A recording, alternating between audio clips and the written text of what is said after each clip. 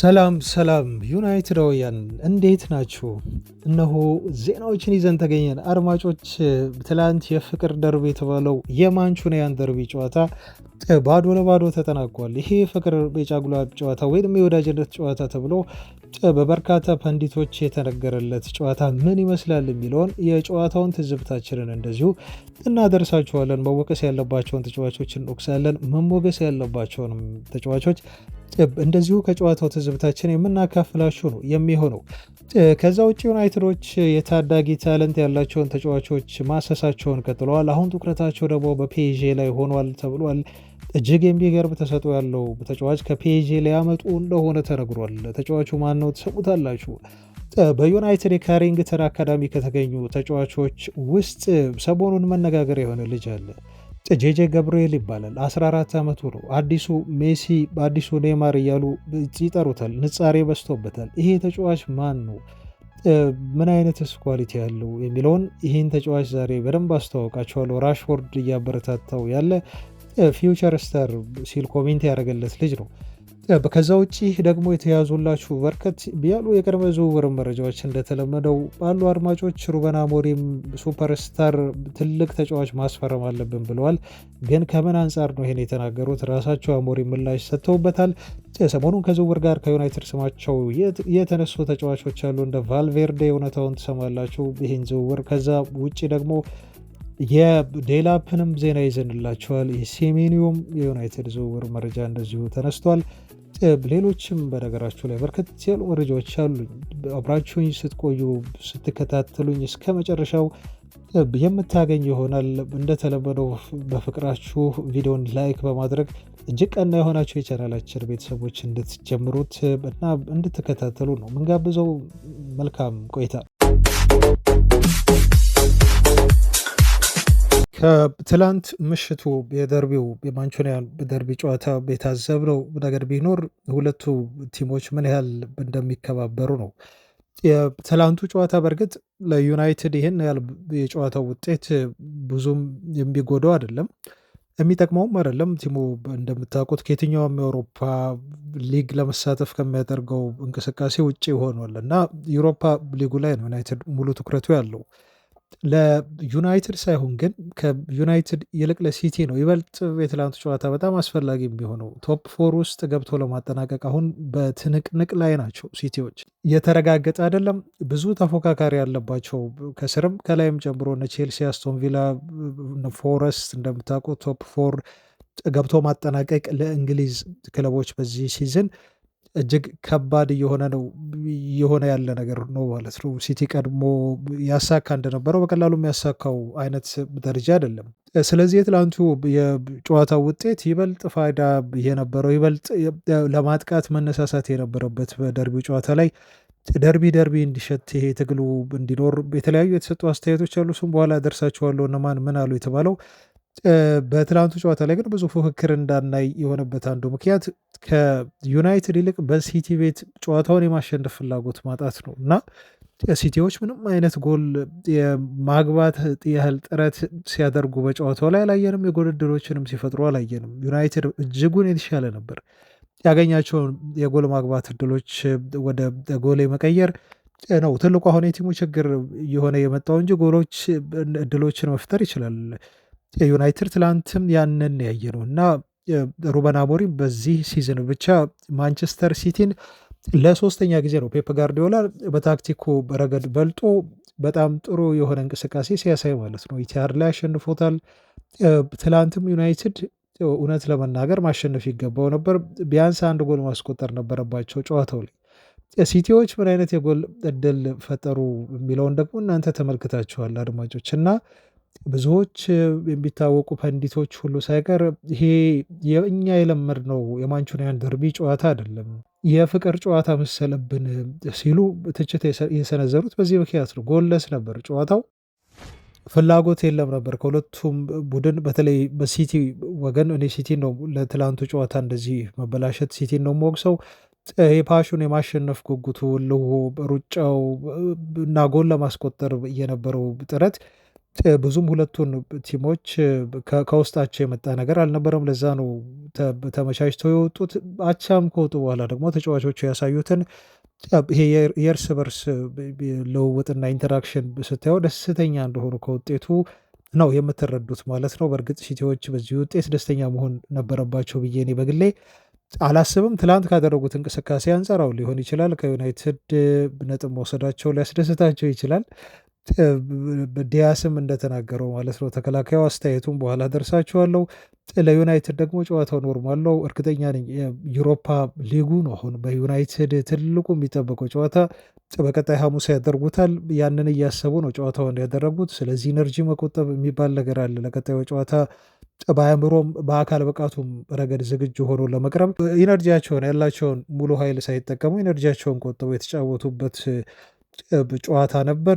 ዩናይትዶች ምክንያት አላቸው። በትላንቱ ጨዋታ ለምንም በሃይ ኢንቴንሲቲ በጣም እየተሯሯጡ ብዙ ኪሎ ሜትር ከቨር አድርገው ሲቲን ለማሸነፍ ፉል 100% ያላቸውን ኢነርጂ አልሰጡም ብላችሁ ስትጠይቁ ምላሽና አንድ ምክንያት በዩናይትድ ወገን ሊሰጣችሁ ይችላል። የኤሮፓ ሊጉ ጨዋታ ተብሎ ማለት ነው። በሲቲ ወገን ግን የምትሰጡት ምላሽ የለም። የሲቲን ድክመት ብቻ ነው ማለት ነው ልትናገሩ የምትችሉት። ቲሙ ምን ያህል ረሃቡን እንዳጣ ነው። ጎል የማስቆጠር የማሸነፍ እና የቀድሞ ስልነቱን ይሄ የቀድሞ አንበሳ የሆነውን በየደቂቃዎቹ ጎል ለማስቆጠር ጥረት ያደረግ የነበረውን ሲቲን ትላንት አልተመለከትነውም ማለት ነው። ለማንኛውም ከጨዋታው በኋላ የተለያዩ የተሰጡ አስተያየቶች ነበሩ። ዩናይትድን በአጠቃላይ ግን ምንድን ነው መታዘብ የምንችለው አድማጮች፣ በኖቲንግሃም ፎረስቱም ጨዋታ ዩናይትድ ተሸንፏል። እርግጥ ነው ግን እንደ ቡድን ዩናይትድ ላይ ያየናቸው መሻሻሎች አሁን ይበልጥ ወደ ይሄ ሪያል ወደሆነ ለውጥ ዩናይትድ እየመጣ ነው። ይሄ ድንገት በአንድ ጨዋታ ብቻ የሚከሰት የቲም ስፕሪት ሳይሆን ቡድኑ እየተሰራ እንደሆነ የሚያመላክቱ ፍንጮችን ነው ትላንትም በሲቲው ጨዋታ መታዘብ የቻልነው ማለት ነው። ቲሙ አሁን የሚጫወትበት ዓላማ ያለው ይመስላል። አሞሪም ቲማቸው እንዴት መጫወት እንደሚፈልግ በደንብ ባዋቅረው ያሳዩን ይመስለኛል። ዩናይትድ ፓተርን ያለው ጨዋታ መጫወት ጀምሯል። ቲሙ እየተሻሻለ እንደሆነ መታዘብ ችለናል። አሁን ቲሙ ትልቁ ጥያቄ የምታነሱበት ነገር ይሄ ኳሊቲ ግን ይጎለዋል። ቲሙ በተለይ ፋይናል ሰርድ ላይ ያለው የቲሙ ድክመት እጅግ እጅግ በጣም ከዩናይትድ የማይጠበቅ ነው። ብዙ ኳሶች ወደ ፋይናል ሰርድ ይገባሉ። ብዙ ኳሱ የጎል መቆጠር እድሎች ይፈጠራሉ። ባለፈውም አድርሻቸዋለሁ። ከኖቲንግሃም ፎረስቱ ጨዋታ በኋላ ዩናይትድ ብዙ የጎል እድሎችን በመፍጠር እኮ ከፕሪሚየር ሊጉ ቲሞች ትልልቅ ቲሞች መካከል ተርታ የሚመደብ ነው። ከፎረስት በላይ ዩናይትድ ብዙ የጎል ማግባት እድሎችን ፈጥሯል። ግን ያንን የሚያገኛቸውን ኳሶች ማን ነው ፋይናል ሰርድ ውስጥ የሚጠቀማቸው የሚጨርሰው ጎል የሚያስቆጥረው የሚለው ነው አሁን የዩናይትድ ትልቁ ድክመት። ይህንንም በትላንቱ ጨዋታ ላይ ታዘባቸዋል። ጋርናቾ እንዴት ኳሶችን የጎል የማግባት እድሎችን ሲያበክን እንደነበረ አይታችኋል። ማስቆጠር የሚችላቸውን የግብ ዕድሎች ሳይጠቀምባቸው ቀርቷል ማለት ነው። እና ቲሙ ይፈጥራል ግን አያስቆጥራቸውም፣ ያባክናቸዋል። ይሄ ትልቅ የዩናይትድ ድክመት ሆኗል። ዩናይትድ ያልተሻሻለበት አንዱ ትልቁ ነገር ፋይናል ሰርድ ላይ ያለው የቲሙ አጠቃላይ አፈጻጸም ነው። ሆይላንድ ነው፣ ምንም ሊቀየር አልቻለም። አሰልጣኙ ለእሱ የመጫወት እድሉን መስጠታቸውን አላቆሙም። ኦቢንም ሊጠቀሙት አሁን ፈቃደኛ አይደሉም። ምናልባት ምክንያታቸውን አሰልጣኙ ራሱ ሩበን አሞሪም ያውቃሉ። ግን ሆይላንድ ከጨዋታ ወደ ጨዋታ ይሻሻላል ተብሎ ቢጠበቅም አሁንም ግን ይሄ አንዳንዴ በጣም አልፎ አልፎ ጨዋታው ላይ የሚያደርጋቸው ተቾች አሉ። ከነኛ ተቾች ውጪ ለቡድኑ የማጥቃት ኃይል በተለይ ቡድኑ በጣም ደካማ ነው ለምንለው የፋይናል ሰርድ ቦታ መፍትሄ ሲሆን ግን ተጫዋቹ አልተመለከትነውም። የማሻሻል ፕሮግረስ የማድረግም እንደዚሁ ፍንጭ እስካሁን ድረስ ተጫዋቹ ላይ አላየንበትም ማለት ነው። እና ዩናይትድ ጎል የሚያስቆጥር ከሆነ ትክክለኛ ዩናይትድ ጎል አስቆጣሪ የሆነ ለጎልም እጅግ እየቀረበ የመጣ ያለ አንድና አንዱ ብቸኛው ተጫዋች በዩናይትድ በኩል ብሩኖ ፈርናንዴዝ ብቻ ነው። ይሄ እኮ በጣም የሚያስገርም ነው አድማጮች። በዩናይትድ በሚያክል ትልቅ ቲም ውስጥ አንድ አማካይ የቡድኑ በቃ ጎል የማስቆጠር ሁሉ ነገር የቲሙ የልብ ምት ብሩኖ ፈርናንዴዝ ነው ማለት ይሄ በጣም ነው የሚያስገርመው። በቃ ብሩኖ ነው ሪያል የሆነ ስሬት ሲፈጥር የነበረው ጎል ለማስቆጠር ሲቃረብ የነበረው ወይንም ጎል ለማስቆጠር የሚቀርብ የሚመስለው ተጫዋች ብሩኖ ፈርናንዴዝ ብቻ ነው። ኢማጂን እሱ አጥቂ አይደለም 9 ቁጥር የአማካይ አጥቂ ነው፣ ግን ቡድኑን ምን ያህል እንደተሸከመው ነው የምታዩት ማለት ነው። እና ምን ያህል ደካማ እንደሆነ ዩናይትድ ፊት መስመር ላይ ይሄ ያሳያቸዋል በደንብ። አማድ እያለ እሱ ተጎዳ እንጂ አማድና ብሩኖ ነበሩ በቃ ትክክለኛ ጎል የማስቆጠር ኳሊቲ የነበራቸው ተጫዋቾች ማለት ነው። አንፎርቹኔትሊ ደግሞ አማድን ግልጋሎት ዩናይትድ እያገኘ አይደለም። ስለዚህ ሁሉ ጫና ያለው ብሩኖ ላይ ነው። ብሩኖ ነው የሆነ ነገር ለመፍጠር ከምንም ከዜሮ ጥረት ሲያደርግ የምትመለከቱት። ሌላው ሁሉ በዙሪያው ያሉ ተጫዋቾች ጋርናቾም በሉት ዜርኪዚም በሉት ሆይላንድማ ጎል የማስቆጠር አይደለም ኤክስፔክትድ ይሄ ጎል በሚብለው ሬንጅ ላይ ራሱ 0.03 ነበር የተቀመጠው። ባለፈው እሱን ነግረናቸዋል አድማጮች።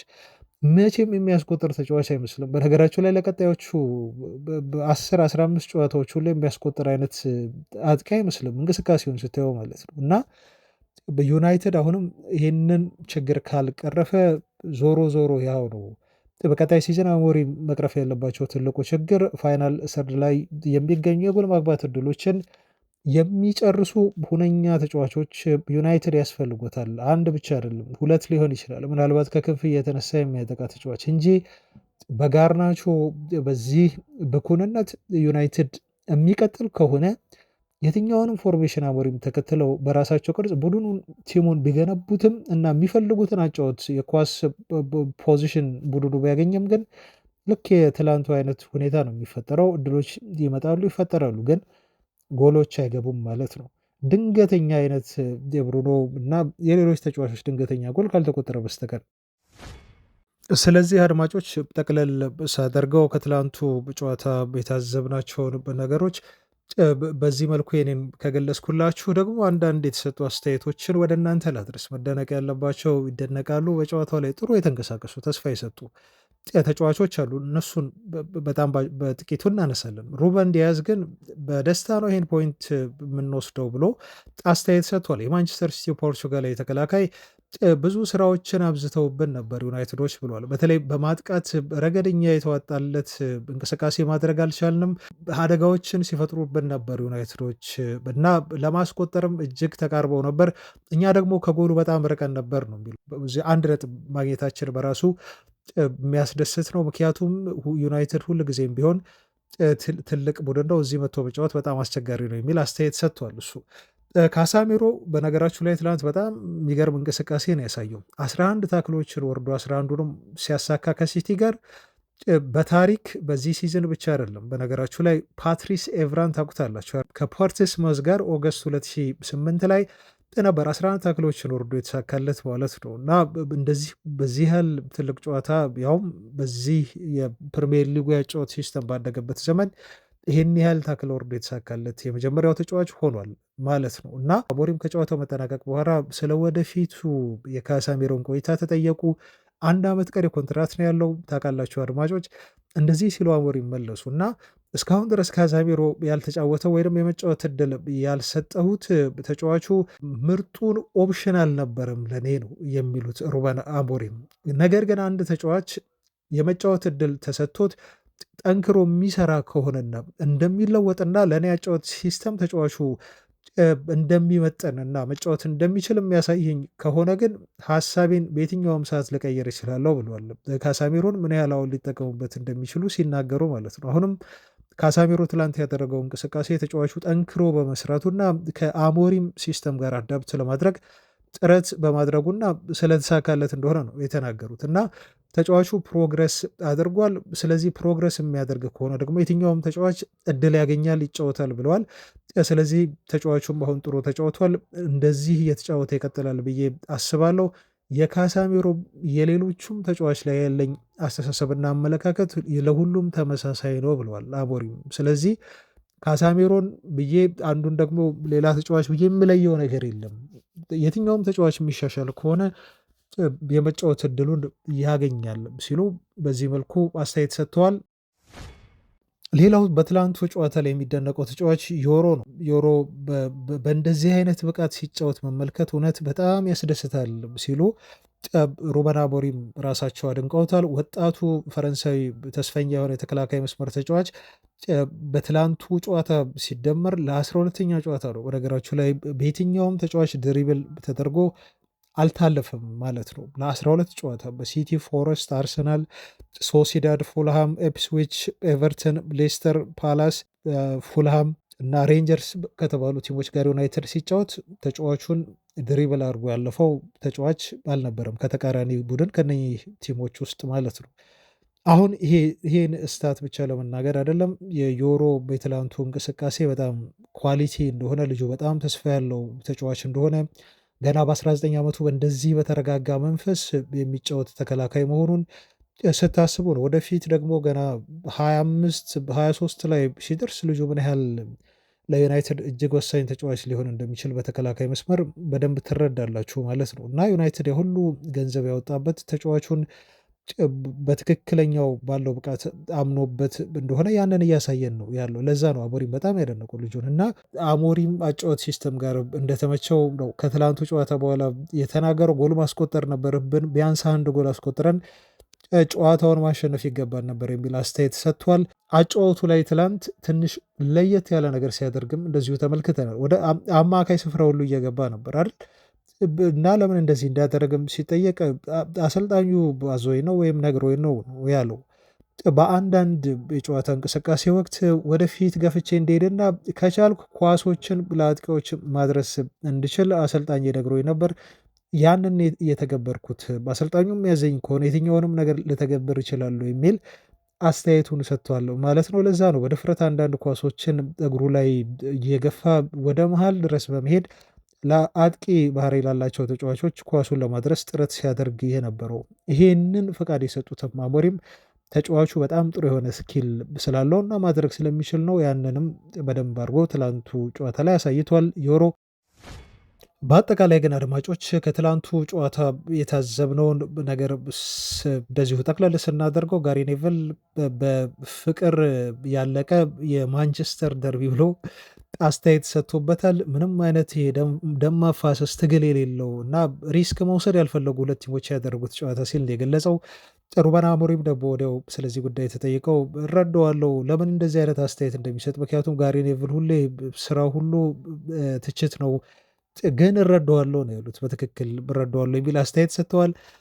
ሮይ ኪን በበኩሉ ይሄ ኳሊቲ የሌለው አይነት ጨዋታ ነው ሲል ነው አትሞስፌሩን ሁሉ ይሄ እንቅልፍ የበዛበት ጨዋታ ብለዋል።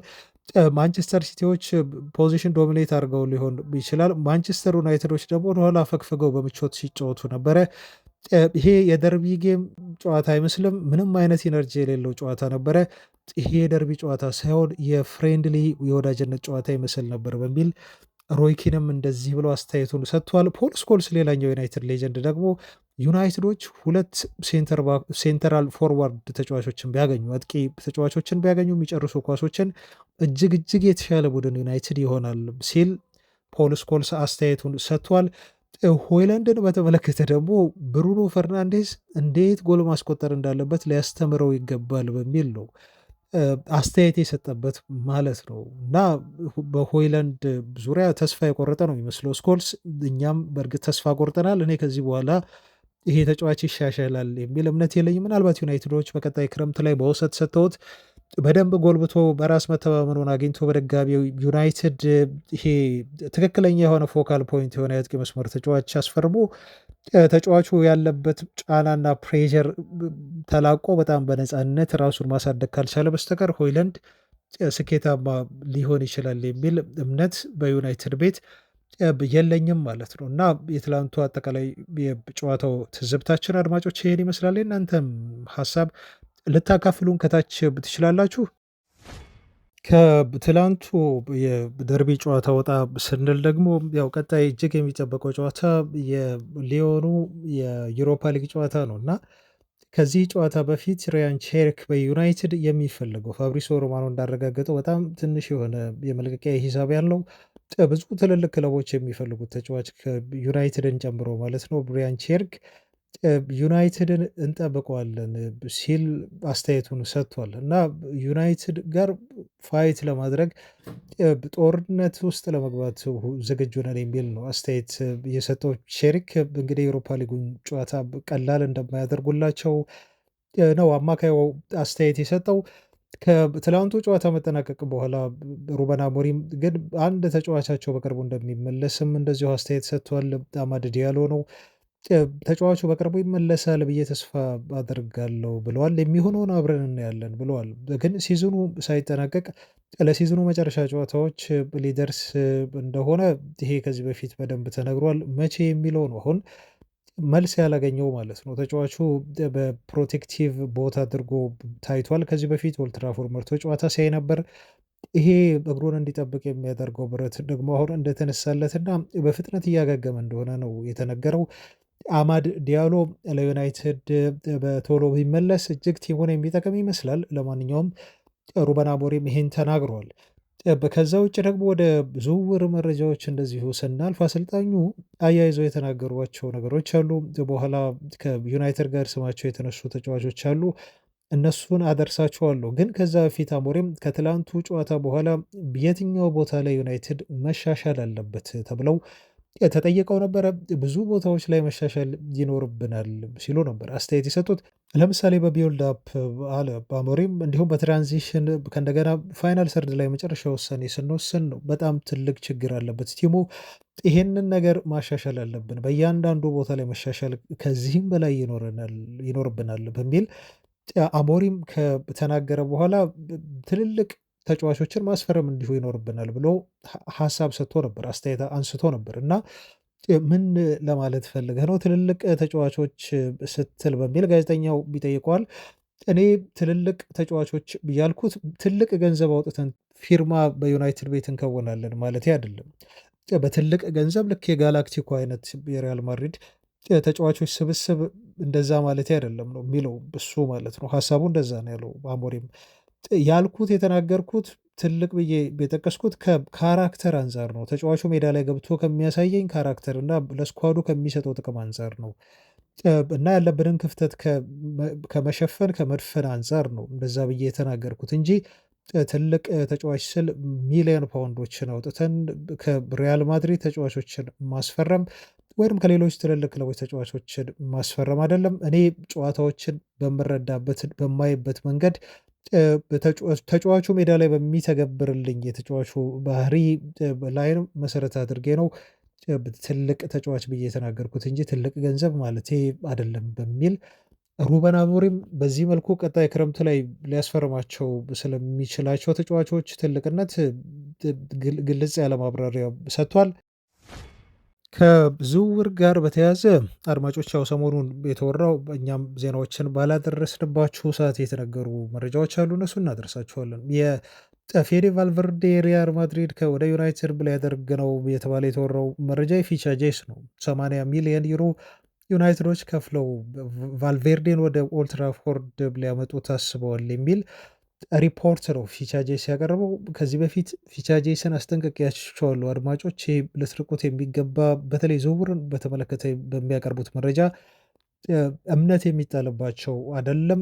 ይሄን ምክንያቴንን ያብራራችላቸዋለሁ። የግል ምክንያቴ ነው፣ ብዙ የታዘብኳቸው ነገር ስላለ ማለት ነው። እና ይሄ እንደ ተራ ሩመር ልትወስዱት የምትችሉት እንጂ በጣም ሲሪየስ የሆነ የዝውውር ወሬ ያደርጋችሁ የፊቻጄስን ዘገባ እንዳትመለከቱት ነው አሁንም ምክር የምሰጠው ማለት ነው። ስለዚህ የዚህን ተጫዋች የዩናይትድ ዝውውር ጉዳይ ኦልሞስት ጥያቄ ምልክት አንስታችሁ ተመልከቱት።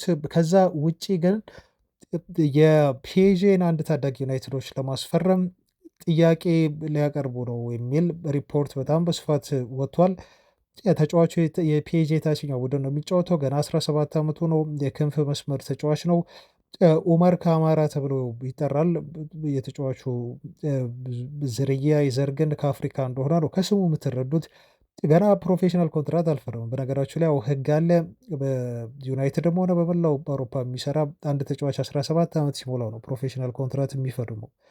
ይሄ ተጫዋች አሁን ሞልቶታል እና ፒኤስጂዎች እንዲፈርም በጣም እየወተወቱት ነው ያለው። ግን ተጫዋቹ አዲስ ቻሌንጅ እፈልጋለሁ የሚል ምላሽ ሰጣቸው ነው የተባለው። ይህም ክለብ ለመቀየር ዝግጁ እንደሆነና ብዙ ትልልቅ ፈላጊ ክለቦች ከጀርባው እንዳሉ ያመላክታቸዋል ማለት ነው። እዛው ፒኤስጂ ቤት ራሱን ማሳደግ አልፈለገም። ለፒኤስጂ ዋናው ቡድን የመጫወት ፍላጎት ልጁ ያለው አይመስልም።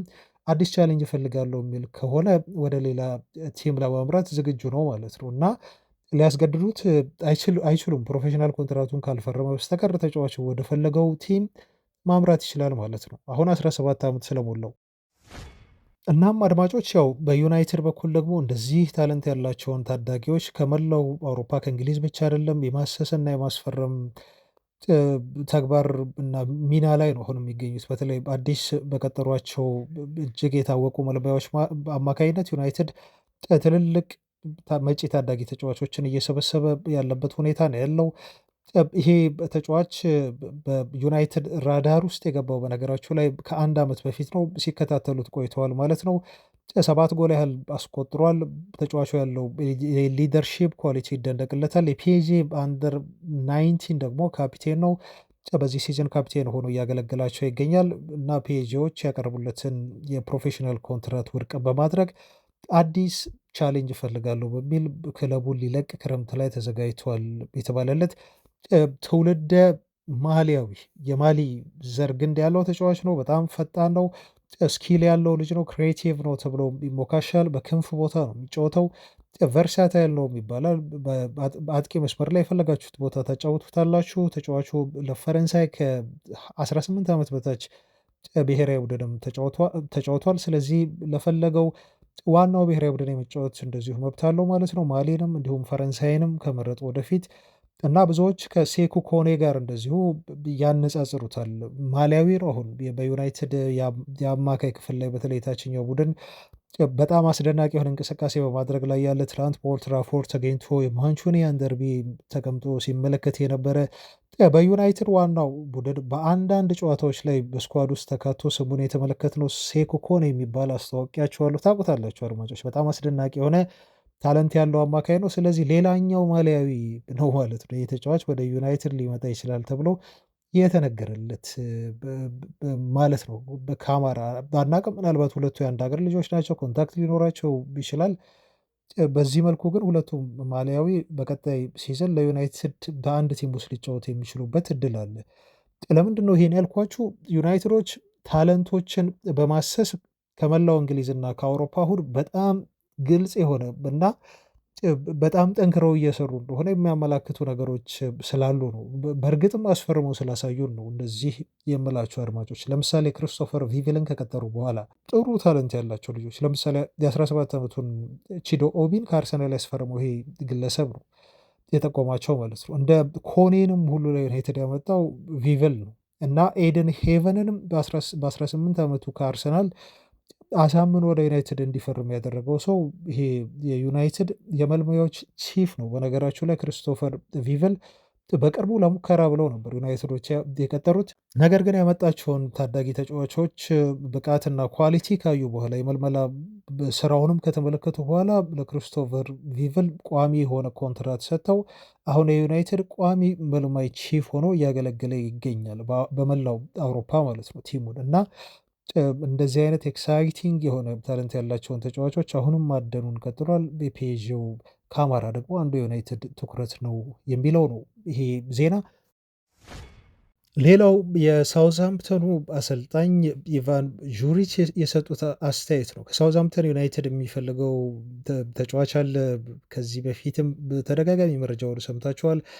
ታይለር ዲብሊንግ ተብሎ ይጠራል። እስከ 100 ሚሊዮን ፓውንድ ጠየቁ ተብሎም ሳውዝሃምፕተኖች ከዚህ ተጫዋች ዝውውር ጋር በተያዘ ዝውውሩን አስቸጋሪ ለማድረግ ጥረት እያደረጉ እንደሆነ ይህን ያህል ከፍተኛ የዝውውር ገንዘብ እንደለጠፉበት ሊለቁት ፈቃደኛ እንዳልሆኑ 14 ክለቦች እንደሚፈልጉት ልጁን መረጃውን ስናደርሳችሁ ቆይተናል። አሁን ደግሞ መውረዳቸውን አረጋግጠዋል። ሳውዝሃምፕተኖች በቶተናም መሸነፋቸውን ተከትሎ እና ልጁ ከቲሙ ለመልቀቅ ግፊት እያደረገ አይደለም፣ ግን ውሳኔው ያለው በእነሱ እጅ ነው። በሻምፒዮንሺፕ መጫወት አይፈልግም።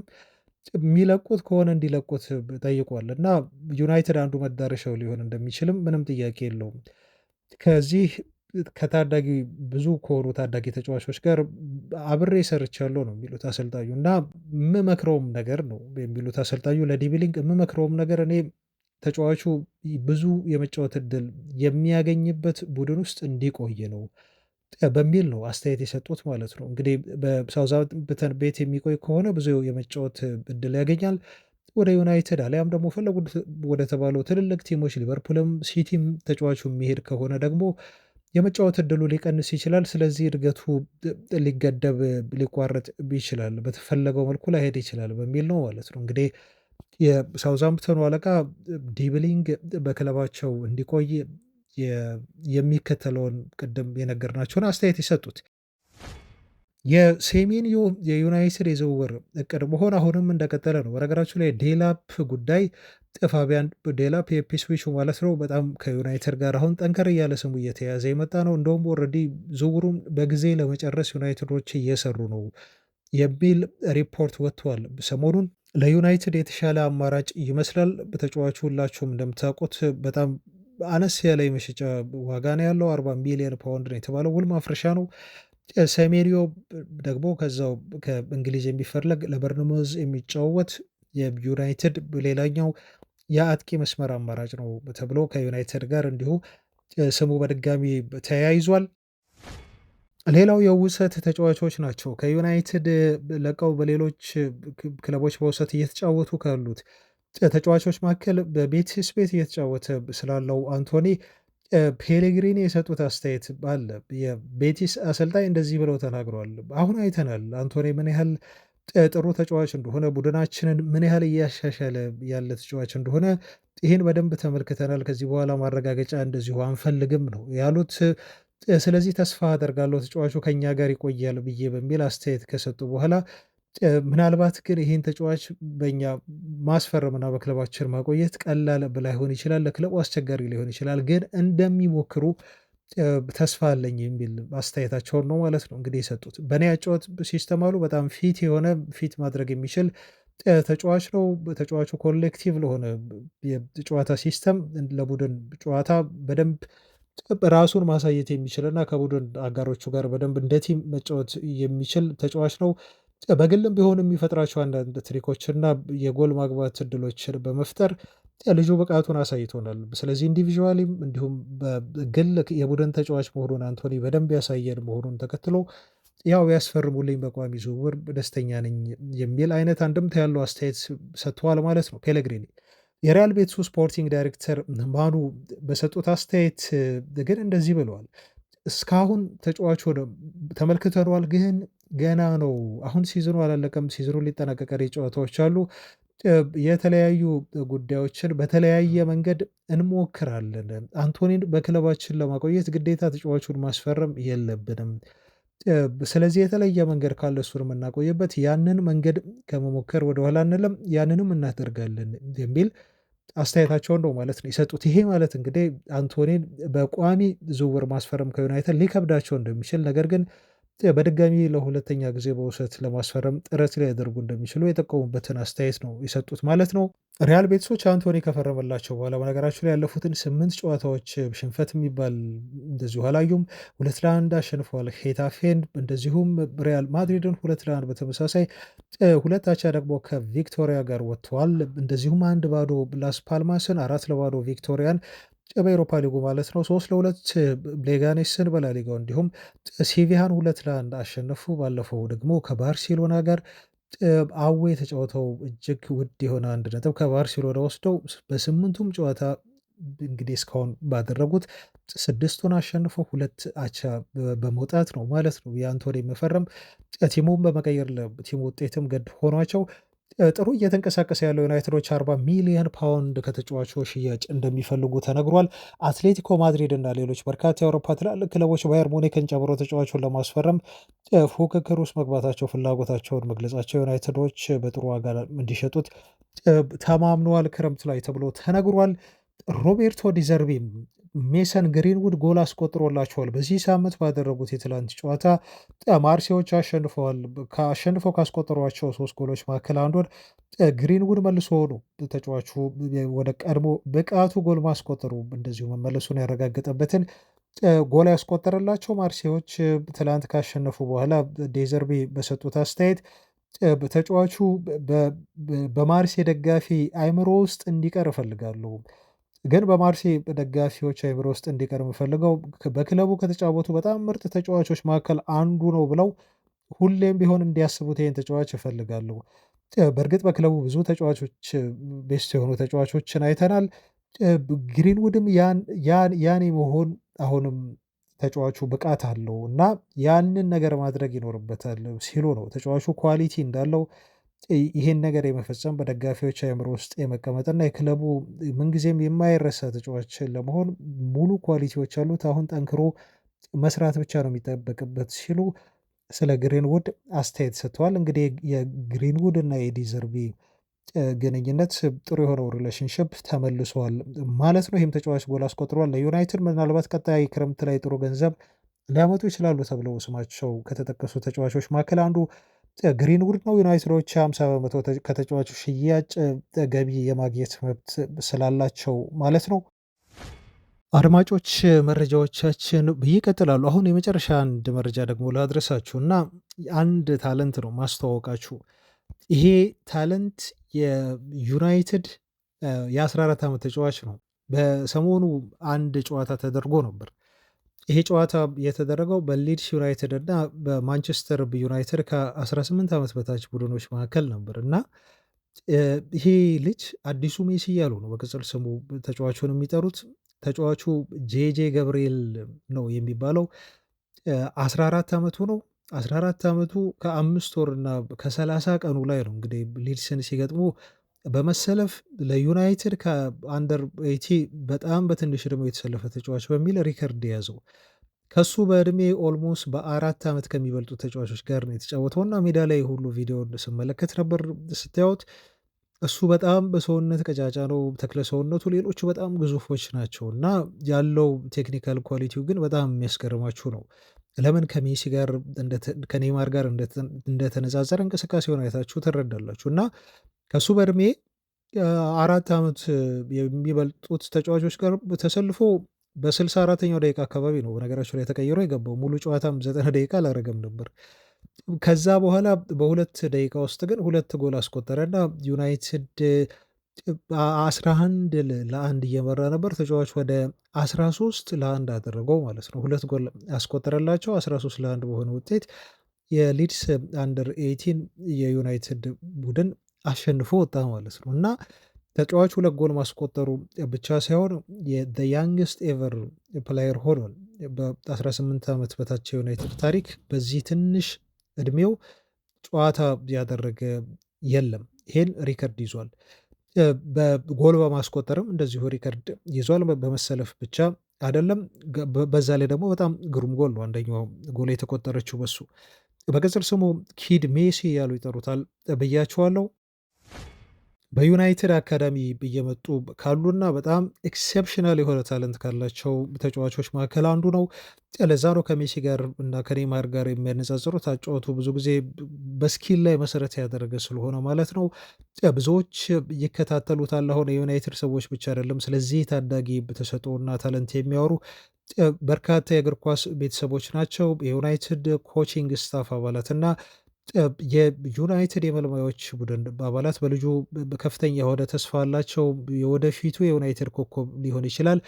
ከካሪንግተን አካዳሚ የሚገኝ ከክርስቲያኖ ሮናልዶ በኋላ በሮናልዶ ደረጃ ቲሙን በደንብ ሊያስጠራ የሚችልና ሱፐርስታር መሆን የሚያስችል እምቅ አቅም ያለው ተጫዋች ነው ሲሉም ያደንቁታል። ይሄ ሁሉ የሆነበት ደግሞ ተጫዋቹ ባለው ስኪል ነው። ከ10 ነው። ይሄን ከዚህ በፊት በሌሎች የዩናይትድ ተጫዋቾች ላይ ሳስተዋውቅ ምን ያህል ከፖቴንሻላቸው ነጥብ ያገኛሉ የሚለውን ነግሬያችሁ ነበር እና 9 የኔ ያስተዋወቅኳችሁ የዩናይትድ ታለንቶች የተሰጣቸው 9 ከ10 አካባቢ ነው። ይሄ ተጫዋች ግን 10 ከ10 ነው ያለው ታለንት የተባለው ታለንቱን ካላባከነ በስተቀር ማለት ነው። ስትራይከር ሆኖ መጫወት ይችላል። ሴንተር ፎርዋርድ ሆኖ መጫወት ይችላል። እንዲሁም ሌፍት ዊንግ ሆኖ መጫወት ይችላል ማለት ነው እና ያጫወቱ ደግሞ ከኔይማር ጋር ይመሳሰላል። ድሪብሊንጉን ቪዲዮን ብታዩት ይሻላል። በጣም ድሪብል ያደርጋል። ክሬቲቪቲውን ተመልከቱ አድማጮች፣ ቪዲዮውን ሰርች አድርጋችሁ። ቨርሲቲሊቲ ተጫዋቹ ብዙ ቦታ ስለሚጫወት ቪዥኑ፣ ፓስ የማድረግ ክህሎቶቹ እና አጊሊቲ እና ባላንሱ ደግሞ አስደናቂ ነው። ቀደም ብያቸዋለሁ። ሃይላይቱን ስመለከት ነበር 13 ለ1 ያሸነፉበትን እና ከሱ በዕድሜ በጣም ግዙፍ የሆኑ ተጫዋቾች ነበር ሲጋፈጡት የነበረው። ግን ተጫዋቹ ያለው አጊሊቲ እና ይሄ ባላንሱን የሚጠብቅበት መንገድና ኳሱን ከኳስ ጋር የሚያደርገው እንቅስቃሴ ነው እነሱን ባላንስ እያሳጣ ግን እሱን ከኳሱ ጋር እንዲጠቀም እያደረገው ያለ ትልቁ ኳሊቲው ነው ማለት ነው። ይሄ ሙሉ ስሙ ጆሴፍ ጁኒየር አንድሬው ገብርኤል ተብሎ ነው የሚጠራው። ጆሴፍ ጁኒየር አንድሬው ገብርኤል ተብሎ ይጠራል። በአጭሩ ግን ጄጄ ገብርኤል በመባል ነው ተጫዋቹ በስፋት በብዛት የሚታወቀው ማለት ነው። በነገራችሁ ላይ አድማጮች ይሄ ተጫዋች ክርስቲያኖ ጁኒየር ጋር በዩናይትድ ቤት የፈረመ ልጅ ነው እና ክርስቲያኖ ሮናልዶ ወደ ዩናይትድ የመጣበት ዓመት ነበር። ገብርኤልም ለዩናይትድ ሲፈርም ማለት ነው። ስለዚህ የክርስቲያኖ ሮናልዶ ልጅና ገብርኤል አንድ ላይ ሆኖ ነበር ፊርማቸውን ያኖሩት ያው ፎቶዎቹ ላይ እንደምትመለከቱት ማለት ነው እና በእያንዳንዱ የዩናይትድ ታችኛው ቡድን እርከን ውስጥ ተጫዋቹ እየጎለበተ ከእድሜው በላይ በ4 ዓመት በ3 ዓመት በ2 ዓመት ከሚበልጡት የዩናይትድ ታዳጊዎች ጋር እየተጫወተ ያለ ነው። ለዛ ነው የዩናይትድ ሰዎች በአንዴ ከአንደር 60 የዩናይትድ ቡድን ወደ አንደር 80 የዩናይትድ ቡድን ያሳደጉት ማለት ነው። በተሰጥኦ ስላመኑና ተጫዋቹ ከእድሜው በላይ የበሰለ መሆኑን ስለተረዱ ማለት ነው እና በ13 ዓመቱ ለ16 ዓመት በታች የዩናይትድ ቡድን ሲጫወት ነበረ። እዛም በ16 ዓመት የዩናይትድ ቡድን ውስጥ በጣም ምርጥ ብቃቱን አሳይቶ ሀይ ይሄ ልጅ ከዚህም በላይ መጫወት ይችላል መጎልበትም ይችላል በሚል ደግሞ አንድ ዓመት ከጨመረ በኋላ በ14 ዓመቱ ወደ 18 ዓመት በታች የዩናይትድ ቡድን ቀላቀሉትና 2 ጎል ባለፈው አስቆጠረ ማለት ነው እና አንድ ቶርናመንት ነበረ በሆንግ ኮንግ የፕሪሲዝን ቶርናመንት ላይ 2 ጎል አስቆጥሮ 2 አሲስት በማድረግ ዘ ሞስት ቫሉዌብል ፕሌየር አዋርድ ተሸላሚ የነበረ ተጫዋች ነው። በጣም በፍጥነት እያደገ ያለ ልጅ ነው። ቴክኒካል አቢሊቲው ብያቸዋለሁ። ኳስ እግሩ ላይ ስተው ያምራል። ፍሌር ያለው ጨዋታ ነው የሚጫወተው። ለዛ ነው ከሜሲና ሮናልዶ ጋር የሚያነጻጽሩት ማለት ነው። ይሄ ማለት ግን አድማጮች በዩናይትድ ቤት ውስጥ በተለይ ስለ ታዳጊ ስናወራ ብዙ ታዳጊዎች መጥተው ጠፍተዋል። ይሄ ሊከሰት ይችላል፣ ግን መታወቅ ያለባችሁ ተጫዋች ስለሆነ ነው ግዴታ ማስተዋወቃችሁ ማለት ነው። ብዙ ተጫዋቾችን ከዩናይትድ ታዳጊ ከአካዳሚ የተገኙ ተጫዋቾችን እንዲሁ ሳስተዋውቃችሁ ቆይቻለሁ። ዋናውን ቲም ብቻ አይደለም የምንከታተለው በቻናላችን አድማጮች እንደዚህ ያሉ ተሰጥኦ ያላቸውን ተጫዋቾችም እንድትከታተሉ ስለምፈልግና በእርግጥም መከታተል ስለሚገባችሁ ነው ማለት ነው። በነገራችሁ ላይ ልክ ማርከስ ራሽፎርድ ዩናይትድን ሲለቅ አስተያየት ሰጥቶት ነበረ እና ዩናይትድን ከመልቀቅህ በፊት ፊርማህን ስላኖርክና ስለሰጠህኝ ማስታወሻ እጅግ አመሰግናለሁ ሲል ገብርኤል ኮሜንት አድርጎለት ነበር። ራሽፎርድም ኮሜንቱን ላይክ አድርጎ ነበር እና ባለፈው 13-1 ሲያሸንፉ ደግሞ ተጫዋቹ 2 ጎል ማስቆጠሩን ተከትሎ ማርከስ ራሽፎርድ የጄጄ ገብርኤል ፖስት ላይ ሄዶ ነው ኢንስታግራም ላይ ፊውቸር ስታል ሲል ራሽፎርድ ያበረታታው ማለት ነው። ራሽፎርድ በነገራችሁ ላይ የዩናይትድ ተጫዋቾችንም እንደዚሁ አበረታቷል። በአስቶን ቪላ ኤፍኤ ካፕ ላይ ሲያሸንፏቸውና ሲጥሏቸው ዩናይትድ አንደር 18 ራሽፎርድ ተገኝቶ ነበር በስቴዲየም ብለናቸዋል። የሁለቱንም ቡድን ተጫዋቾች ሲያበረታታ ነበር። እንግዲህ ራሽፎርድ ከዩናይትድ አካዳሚ የተገኘ ነው። ዩናይትዳዊነቱ አሁንም ውስጡ አለ ለማለት ነው። ክቡራን አድማጮች ለዛሬ ያስኮላችሁ መረጃዎቼ እነኚህን ይመስሉ ነበር። አብራችሁኝ ስለቆያችሁ ስለተከታተላችሁኝ እጅግ አመሰግናችኋለሁ። በተለያዩ መረጃዎች ደግሞ በሌላ ቪዲዮ እስካገኛችሁ ሰላም ሁኑ። ባባይ